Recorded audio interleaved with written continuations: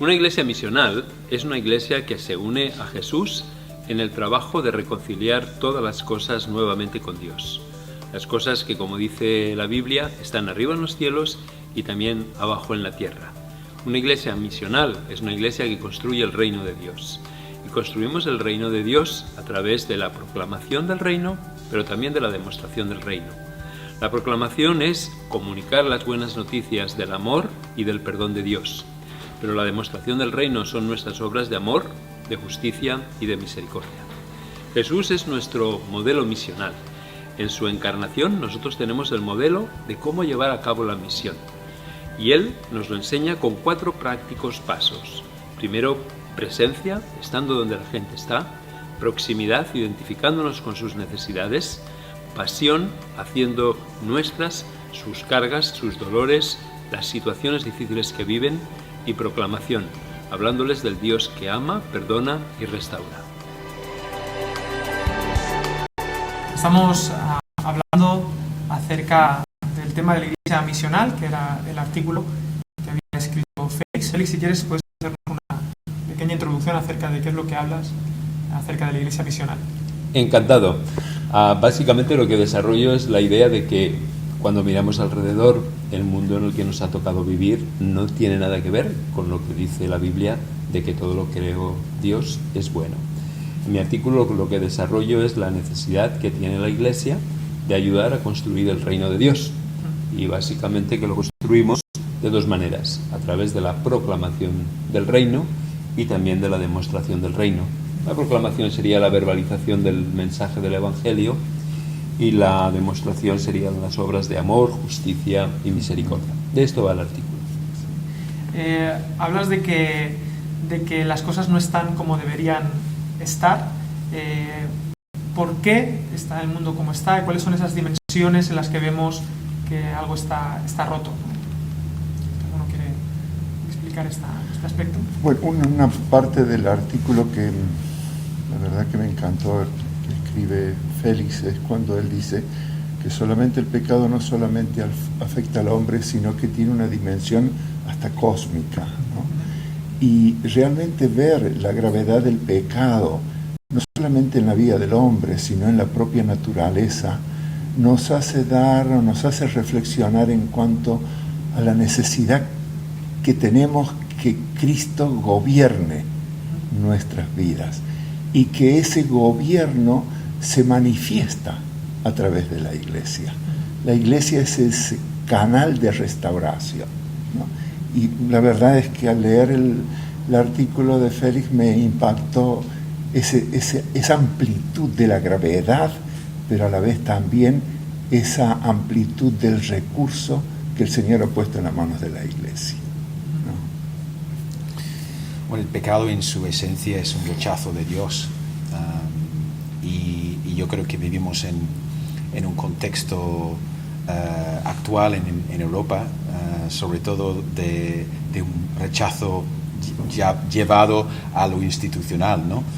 Un secularismo absoluto en lo que es la forma de acercar a la vida y sobre todo de presentar el ser humano y el progreso social y político como una especie de esperanza y respuesta a todos los males de la humanidad.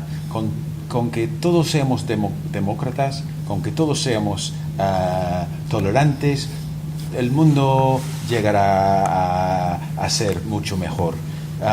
Y ese evangelio alternativo se ve en los medios todos los días.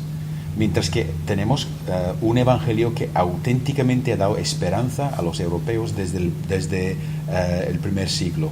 Y para mí, ese mismo mensaje de amor de Cristo hacia el hombre es algo que tenemos que tener la confianza de predicar igualmente como estos primeros cristianos. Yo sabéis lo que pienso, que realmente, y yo sé que es polémico, y a veces cuando lo comento hay gente que se escandaliza, pero este mundo es un proyecto fracasado. Este no es el mundo que Dios tuvo en mente. Y nosotros como humanidad somos un proyecto fracasado. Dios tiene que intervenir en la historia con un plan alternativo. Una nueva humanidad y el reino. Y lo que me parece bestial e increíble es que Dios nos invite a nosotros a unirnos a Él en este proyecto de una nueva humanidad y una nueva creación. El reino de Dios y el hombre nuevo, del cual Cristo es el primero, el prototipo, el modelo, el ejemplo. A mí me parece fenomenal. Y de esto es la Iglesia misional. Sí. Y, perdona, no solamente no solo nos invita, sino que a la vez también nos invita a ser parte de ello. Eso, ¿No? que nos unamos a Él.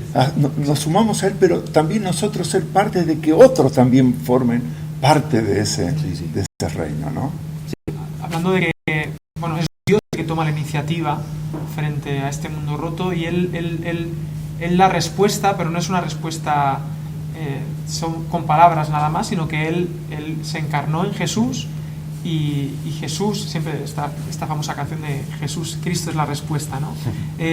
¿Cuál es esa manera de encarnarse que tuvo Jesús y qué aprendemos de este modelo, de esta respuesta de Dios al mundo encarnándose?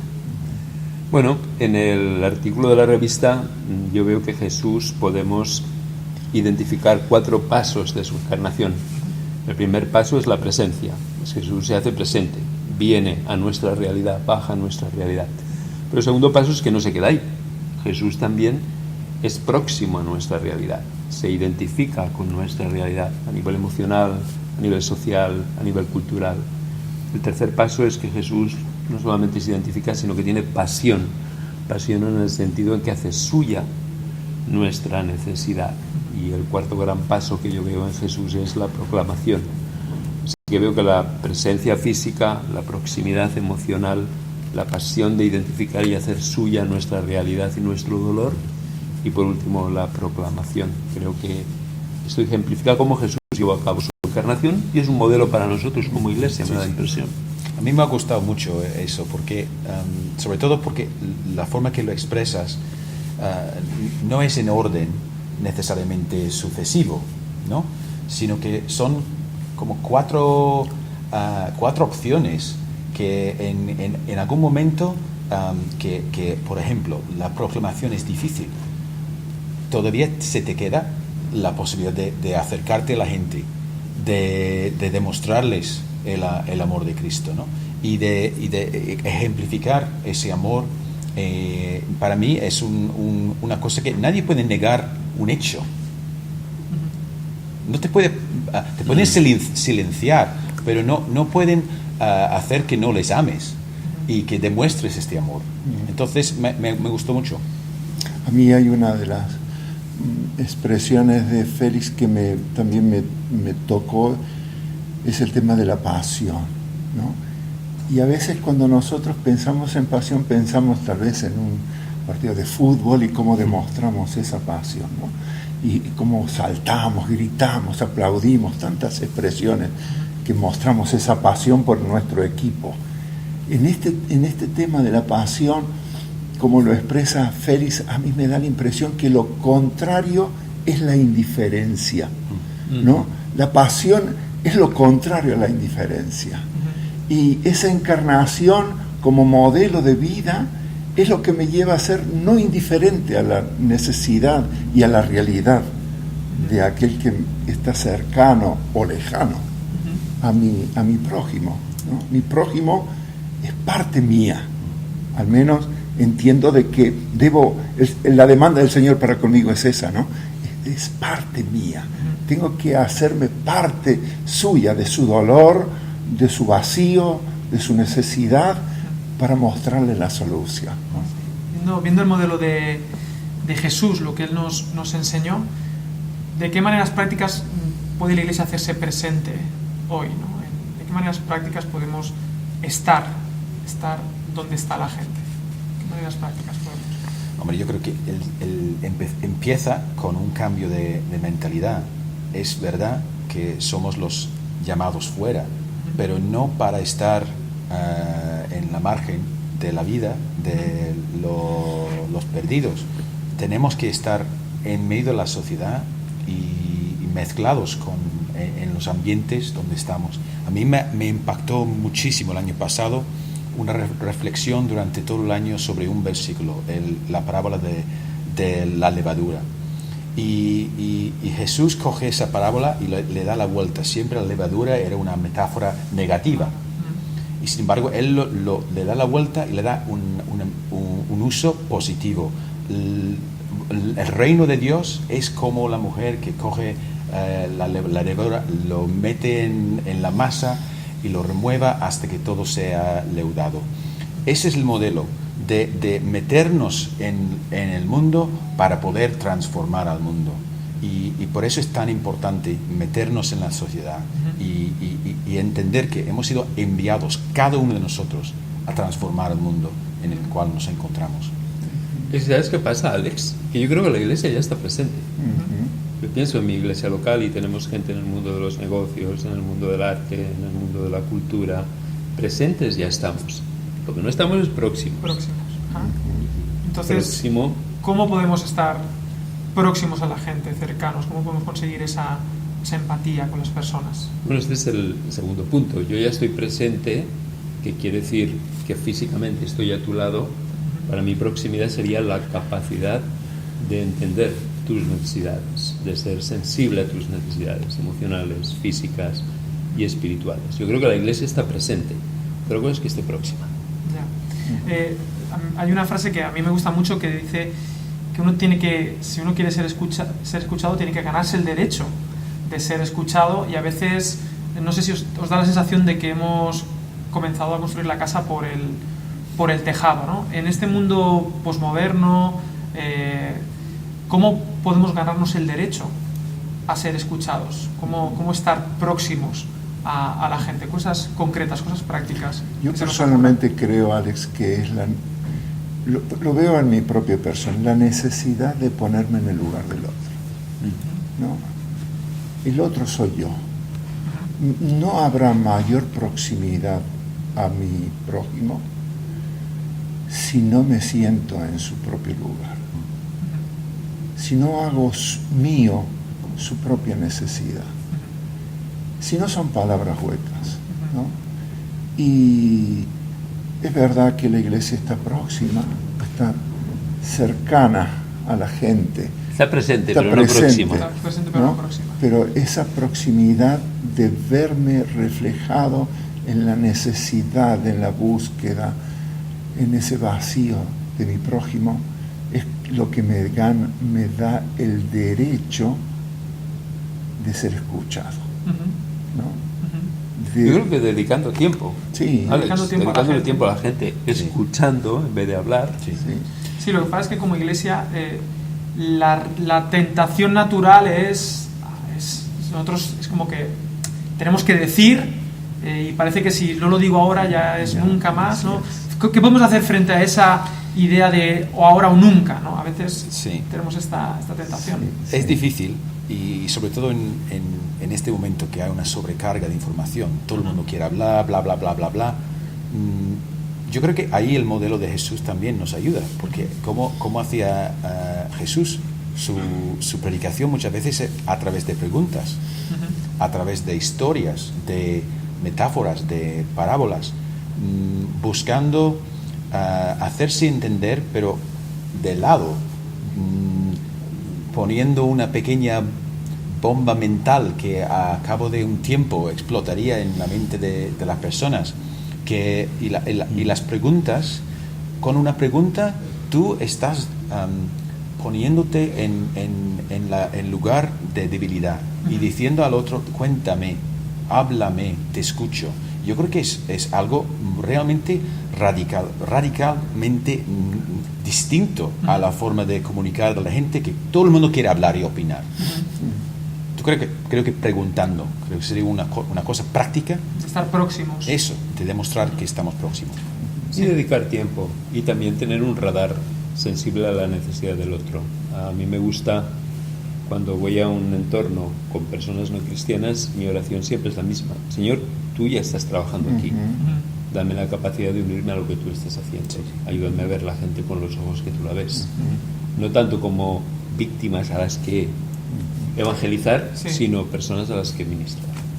Creo que son pequeños detalles que ayudan.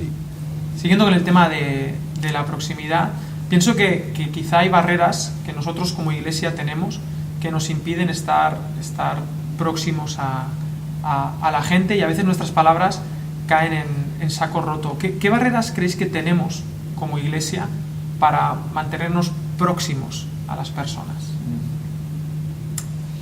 Félix. Bueno, en mi iglesia yo siempre predico que somos una cuadrilla de miserables. Y lo que quiero decir con esto es que nuestra miseria, creo que lejos de ocultarla, es uno de los terrenos comunes donde nos podemos encontrar con la gente. Yo simplemente soy un miserable que por la gracia de Dios estoy en proceso de recuperación. No me acerco desde la superioridad moral, ni desde el que tiene mayor calibre espiritual, sino desde la miseria a la miseria. Y es un terreno donde puedo entenderte porque yo soy como tú, salvo que estoy en proceso de recuperación. Creo que nuestra vulnerabilidad es un gran arma para poder entrar en contacto con la gente no creyente, y nuestra autojusticia y nuestro legalismo nos aparta de la persona. Sí, es lo que a veces señalan a la iglesia, ¿no? Estos aires de grandeza que a veces se tienen.